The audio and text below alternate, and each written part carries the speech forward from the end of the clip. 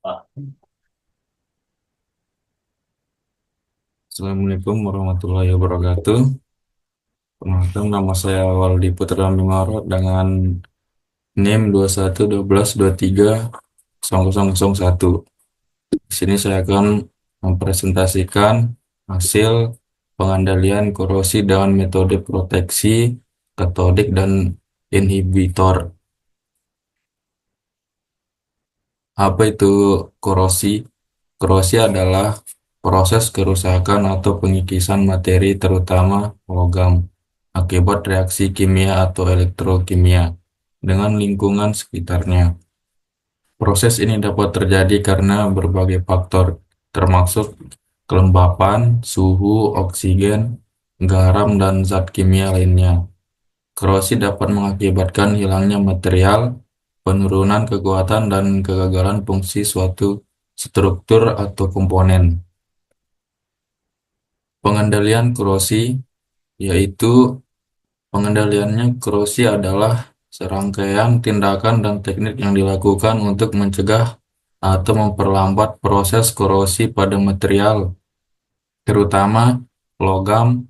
Tujuan untuk dari pengendalian korosi adalah untuk memperpanjang umur pakai komponen atau struktur, mengurangi biaya pemeliharaan, dan memastikan keselamatan operasional.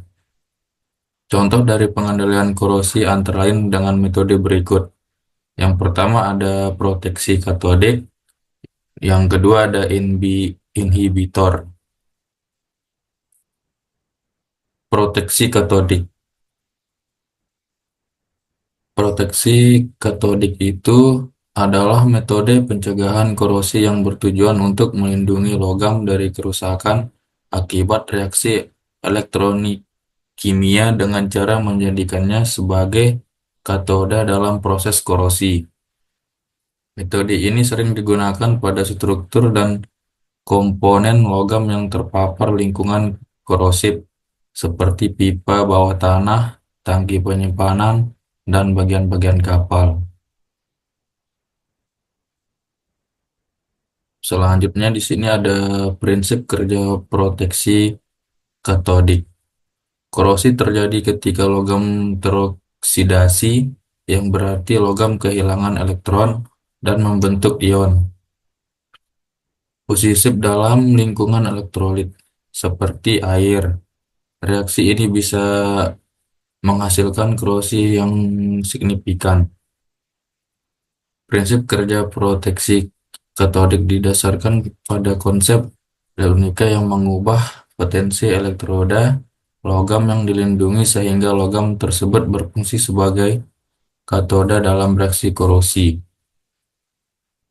Di sini ada anoda, bagian yang melepaskan elektron oksidasi, dan ada juga katoda, bagian yang menerima elektron reduksi. Secara umum mengurangi laju korosi dengan menggunakan metode proteksi katodik dapat dilakukan dengan cara menjadikan logam sebagai katoda dengan arus paksa, atau dengan menghubungkan logam dengan korban anoda korban.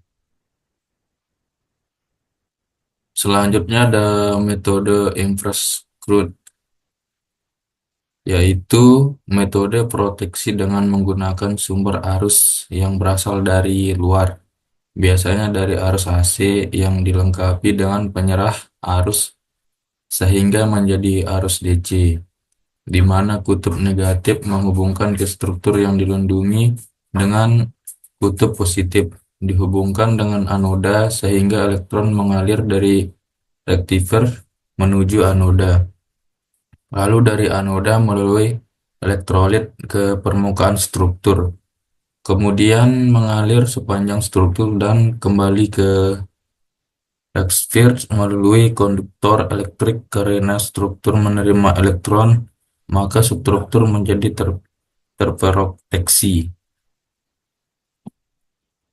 Di sini juga ada metode sacrificial anoda. Metode ini menggunakan anoda korban yang terbuat dari material yang lebih reaktif, misalnya zinc up, magnesium atau aluminium.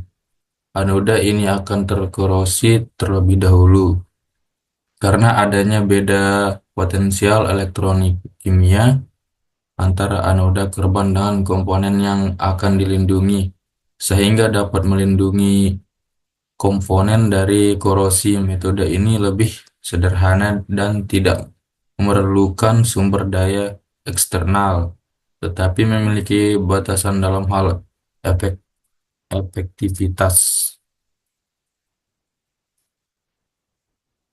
Sini ada perbedaan sakrifikal anoda dan inverse Crutch. Inverse Crutch itu ada dapat memproteksi struktur yang lebih luas menggunakan anoda yang non-consumable, melibatkan penggunaan perangkat listrik dan potensial dijadikan dasar perhitungan.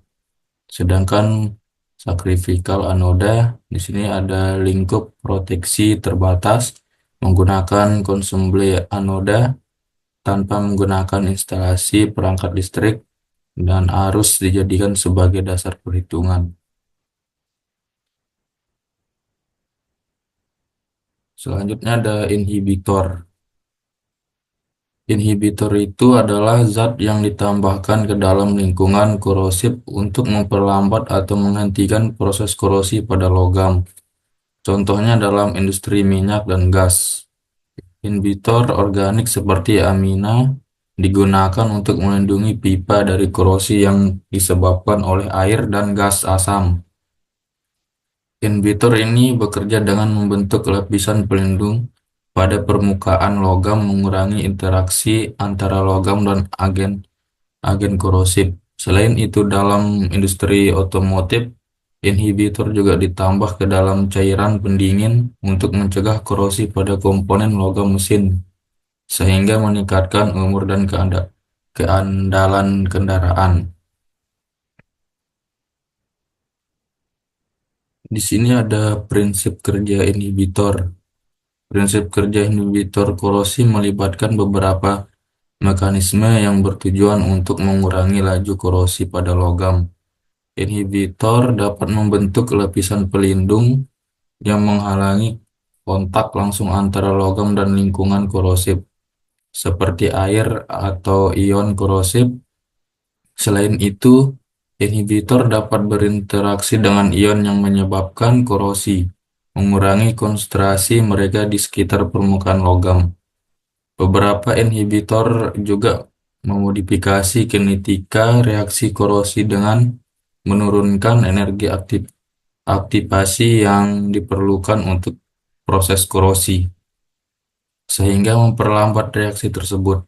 Dengan cara dengan cara-cara ini, inhibitor efektif dalam meningkatkan ketahanan logam terhadap korosi dan memperpanjang umur pakai komponen.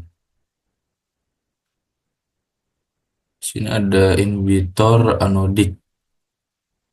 Di sini ada senyawa kimia yang mengandalkan korosi dengan cara menghambat transfer ion logam ke dalam zat cair. Contoh inhibitor anodik adalah senyawa kromat dan menyawa molibdat. Selanjutnya di ini inhibitor anodik juga di sini senyawa kimia yang mengandalkan korosi dengan cara menghambat salah satu tahap proses dari pada katoda. Contohnya inhibitor katodik adalah hidrazin dan garam sulfat.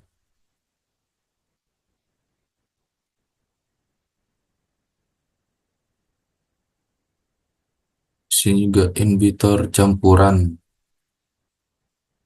yaitu senyawa yang dapat mengendalikan laju korosi dengan cara menghambat proses di anoda dan katoda secara bersamaan, yang juga berfungsi ganda yaitu sebagai inhibitor katoda dan anodik.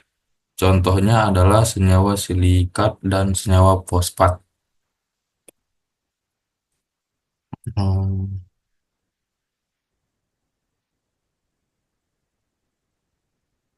Inhibitor absorpsi adsorbis, yaitu senyawa organik yang dapat mengisolasi permukaan logam dari lingkungan korosif dengan cara membentuk lapisan film tipis yang terabsorbis pada permukaan logam. Contoh inhibitor adsorbis ini adalah mercaptobenzoditazol. Inhibitor berdasarkan jenis bahan. Inhibitor organik di sini ada inhibitor yang diperoleh dari hewan dan tumbuhan yang mengandung unsur karbon dalam senyawanya. Contoh inhibitor organik adalah daun teh. Dan juga di sini inhibitor organik, inhibitor yang diperoleh dari mineral-mineral yang tidak mengandung unsur karbon dalam senyawanya. Material inhibitor ini adalah kromat, nitrit, silikat, dan fosfat. Pemakaian inhibitor di sini ada injeksi. Injeksi itu ada metode injeksi melibatkan penyuntikan bahan penghambat korosi ke dalam retakan atau celah pada struktur yang terkorosi. Dan juga ada di sini ada pelapisan. Pelapisan menggunakan bahan pelindung yang diterapkan sebagai lapisan tebal di atas permukaan logam. Jenis pelapis bisa berupa pelapisan galvanik menggunakan zinc. Selanjutnya di sini juga ada pengecatan. Pengecatan itu melibatkan aplikasi cat yang berfungsi sebagai pelindung terhadap korosi. Cat yang digunakan biasanya mengandung bahan kimia yang dapat menghambat proses korosi seperti pigmen anti karat.